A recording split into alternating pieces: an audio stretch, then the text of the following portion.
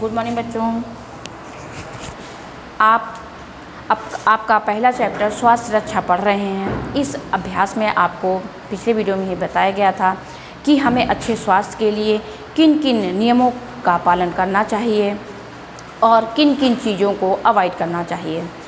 उसी क्रम में आपको बताया गया था विभिन्न अंगों की साफ़ सफाई किस प्रकार की जाए, आपको उन चीज़ों के बारे में भी बताया गया था और व्यायाम किस प्रकार करना चाहिए, उनमें व्यायाम करते समय हमें किन किन बातों का ध्यान रखना चाहिए, आपको ये भी बताया गया था। आज इसी क्रम में आपको ये बताया जाएगा कि यदि दांत की सफाई सही प्रकार से ना की जाए तो हमें दांत संबंधी कौन कौन से रोग हो सकते हैं। तो बच्चों, यदि हम अपने दांत की साफ़ सफाई करने में किसी भी प्रकार की कमी करते हैं या हम अपने दांतों की देखभाल सही तरीके से नहीं करते हैं तो हमें दांतों संबंधी 2 रोग हो सकते हैं। पहला रोग है आपका कैरीज। इस रोग में बच्चों हमारे दांत की एक ऊपरी परत होती है जिसे इनेमिल कहते हैं, और यदि हम अपने दांत की साफ़ सफाई सही तरीके से नहीं करते हैं, यानी खाना खाने के बाद, आपको पिछले वीडियो में भी बता चुकी हूँ कि खाना खाने के बाद हमें अपने दांतों को ब्रश ज़रूर करना चाहिए, और यदि हम 3 बार नहीं कर सकते तो कम से कम हमें 2 बार ब्रश अवश्य करना चाहिए, और रात को सोने के पहले और सुबह उठने के बाद।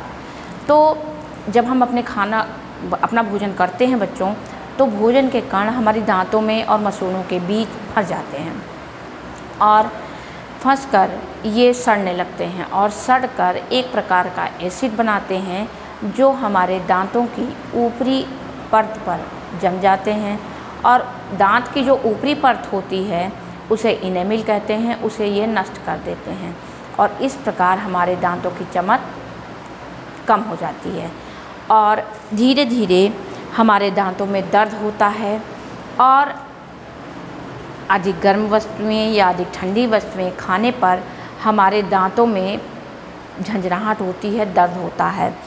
तो हमें कोशिश करनी चाहिए कि हम अपने दांत की साफ़ सफाई भली प्रकार से करें, और देखभाल, यदि हम उचित तरीके से देखभाल करेंगे तो हम इस रोग से दूर रहेंगे। अब दांत संबंधी ही दूसरा रोग है बच्चों पायरिया। पायरिया वैसे तो कहा जाए बच्चों तो यह कमी से होने वाला रोग है। कौन सी कमी? तो विटामिन की कमी, कैल्शियम की कमी और फास्फोरस की कमी। विटामिन सी की कमी, आप सभी को पता है कि विटामिन सी की पर्याप्त मात्रा खाते रहने से, फास्फोरस और कैल्शियम की पर्याप्त मात्रा लेने से, यानी कि फास्फोरस और कैल्शियम खनिज हैं, यदि खनिज तत्वों की पर्याप्त मात्रा अपने संतुलित आहार में हम लेंगे तो इन रोगों से हम दूर रहेंगे। तो पायरिया के रोग में विटामिन सी की कमी या कैल्शियम और फास्फोरस की कमी होने के कारण दांतों से खून आने लगता है, और कोई भी कड़ी वस्तु खाने से, कोई ऐसा पदार्थ खाने से जो कि थोड़ा कठोर हो, हमारे दांतों से खून की मात्रा और अधिक आने लगती है, और यही जब अधिक, यानी यह रोग जब अपनी चरम सीमा पर पहुंच जाता है तो यह रोग रक्त के बजाय हमारे मसूड़ों में मवाद भर जाती है और जो बहुत बदबू करती है।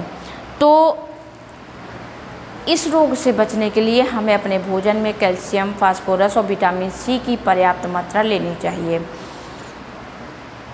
और अपने दांतों की सुरक्षा का विशेष ध्यान रखना चाहिए। ब्रश समय समय पर, उचित समय पर ब्रश करना चाहिए।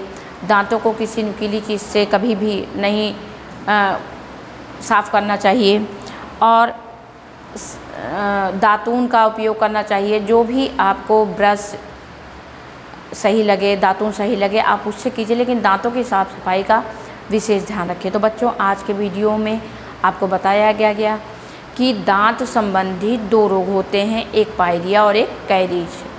दोनों में ही हमें अपने दांतों की विशेष देखभाल करनी चाहिए, तो हम दोनों रोगों से बचे रहेंगे। विटामिन सी, कैल्शियम और फास्फोरस की पर्याप्त मात्रा अपने भोजन में लेने से भी हम इस रोग से बचे रहेंगे। यदि इन तत्वों की कमी हमारे भोजन में होती है तो ये रोग होने की पूरी संभावना हमें हो जाती है। आज के लिए बच्चों इतना ही।